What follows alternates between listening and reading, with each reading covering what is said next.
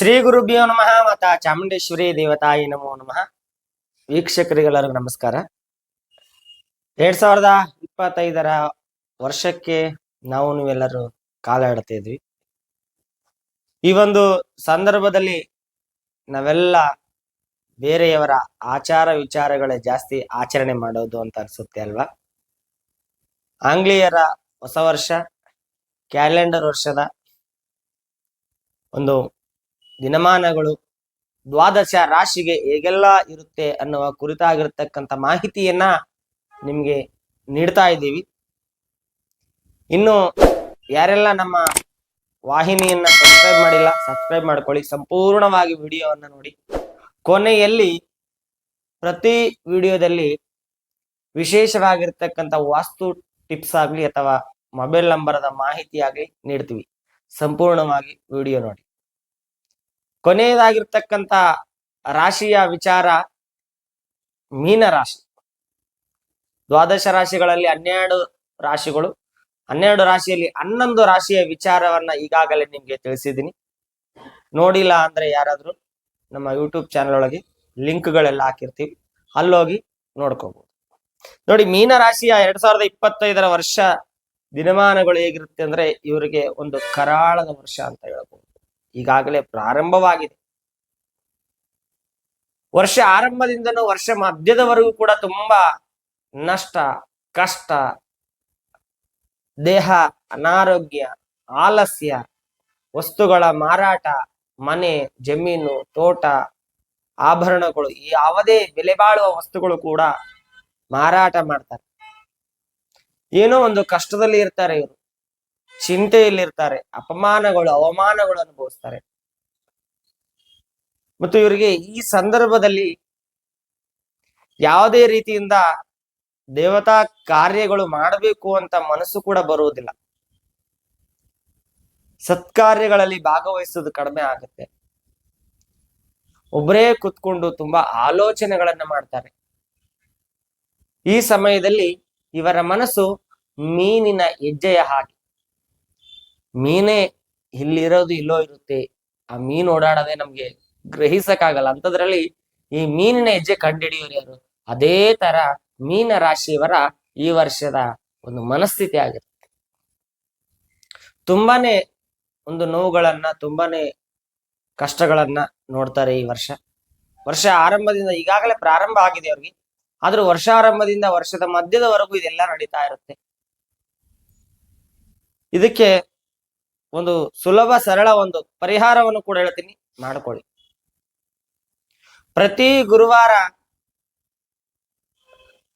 ರಾಘವೇಂದ್ರ ಸ್ವಾಮಿ ಮಂದಿರಕ್ಕಾಗಲಿ ಅಥವಾ ಸಾಯಿನಾಥ ಸ್ವಾಮಿಯ ಮಂದಿರಕ್ಕಾಗಲಿ, ಇಲ್ಲ ಗುರು ದತ್ತಾತ್ರೇಯ ಪೀಠಕ್ಕಾಗಲಿ ತೆರಳಿ 5 ತುಪ್ಪದ ದೀಪ ಅಥವಾ 5 ತುಪ್ಪದ ಬತ್ತಿಯ ದೀಪವನ್ನು ಅಂಟಿಸಿ ಸ್ವಾಮಿಗೆ 5 ಪ್ರದಕ್ಷಿಣೆ ಮಾಡಿ, ತದನಂತರದಲ್ಲಿ ಒಂದು ಹಳದಿ ವಸ್ತ್ರದಲ್ಲಿ ಕಡಲೆಕಾಳನ್ನ ಇಟ್ಟು 5 ರೂಪಾಯಿ ನಾಣ್ಯ ಎಲೆ ಅಡಿಕೆಯನ್ನಿಟ್ಟು ಆ ಆಲಯದಲ್ಲಿ ಅದನ್ನು ಪೂಜೆಗೈದು ಮನಸ್ಸಿನಲ್ಲಿ ಪ್ರಾರ್ಥನೆಯನ್ನು ಮಾಡಿಕೊಳ್ಬೇಕು.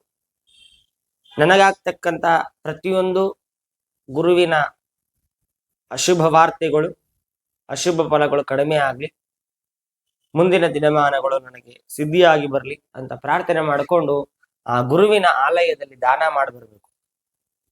ಹೀಗೆ ನೀವು ಪ್ರತಿ ತಿಂಗಳು ಬರ್ತಕ್ಕಂಥ 5ನೇ ತಾರೀಕೆಂದು ಮಾಡಿದ್ದೇ ಆದಲ್ಲಿ ಮೀನರಾಶಿಯವರಿಗೆ ಒಂದು ಸ್ವಲ್ಪ ಮಟ್ಟಿಗೆ ಮನಸ್ಸಿಗೆ ನೆಮ್ಮದಿ ಸಿಗ್ಬೋದು.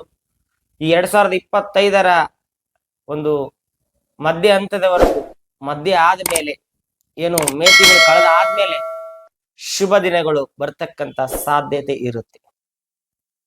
ಅದರ ಜೊತೆಯಲ್ಲೇ ಮೀನರಾಶಿಯವರು ಎಲ್ಲಾದ್ರೂ ಪ್ರವಾಸಕ್ಕೆ ಹೋದ್ರೆ ಈ ಮೀನುಗಳಿಗೆ ಆಹಾರವನ್ನು ಹಾಕಿ ಅದನ್ನು ಕೂಡ ಒಳಿತಾಗತ್ತೆ. ಈ ರೀತಿಯಾಗಿರ್ತಕ್ಕಂಥ ದ್ವಾದಶ ರಾಶಿಗಳ 2025 ಸಂಪೂರ್ಣ ಮಾಹಿತಿಯನ್ನ ನೀಡಿದ್ದೀನಿ. ಮತ್ತು ಮುಂದಿನ ದಿನಗಳಲ್ಲಿ ನಾವು ವಿಶೇಷವಾಗಿರ್ತಕ್ಕಂಥ ಸಂಚಿಕೆಯನ್ನು ಬಿಡುಗಡೆ ಮಾಡ್ತಿದ್ದೀವಿ. ಅದುವೇ ಮಾಸ ಭವಿಷ್ಯ ಅಂತ.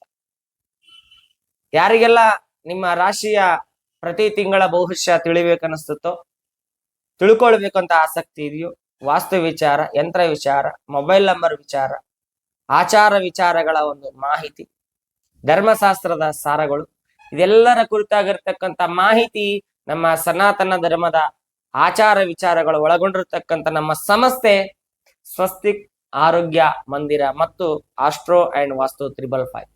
ಈ ಎರಡು ಸಂಸ್ಥೆಗಳು ಜನಸೇವೆಯ ಒಂದು ನಿಟ್ಟಿನಲ್ಲಿ ಪ್ರತಿಯೊಬ್ಬರಿಗೂ ಧರ್ಮಸಾರದ ಒಂದು ಮಾಹಿತಿಯನ್ನ ನೀಡಕ್ಕೆ ನಾವು ಸಿದ್ಧರಾಗಿದ್ದೀವಿ. ಯಾರಿಗೆಲ್ಲ ಎಲ್ಲಾ ಮಾಹಿತಿಗಳು ಬೇಕಾಗಿರುತ್ತೋ, ಕಲಿಬೇಕಂತ ಆಸಕ್ತಿ ಇರುತ್ತೋ, ಕೆಳಕಂಡಿರ್ತಕ್ಕಂಥ ಒಂದು ಮೊಬೈಲ್ ನಂಬರ್ಗೆ ಕರೆ ಮಾಡಬಹುದು ಅಥವಾ ನೇರವಾಗಿ ಬಂದು ನಮ್ಮ ಕಚೇರಿಗೆ ನೀವು ನಮ್ಮನ್ನ ಬಂದು ಮೀಟ್ ಮಾಡಬಹುದು.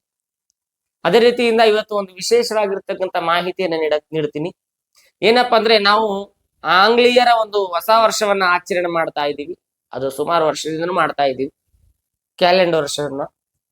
ಆದ್ರೆ ಆಂಗ್ಲೇಯರ ಪದ್ಧತಿಯನ್ನ ಮಾಡದೆ ನಮ್ಮ ಒಂದು ಸನಾತನ ಧರ್ಮದ ಪದ್ಧತಿ ಗುರು ಮತ್ತು ಶನಿಶಾಂತಿಯನ್ನ ಮಾಡುವುದರ ಮುಖಾಂತರವಾಗಿ ಆ 1/1/2025 ದಿನವನ್ನು ನಾವು ಕಾಲಿಡೋಣ.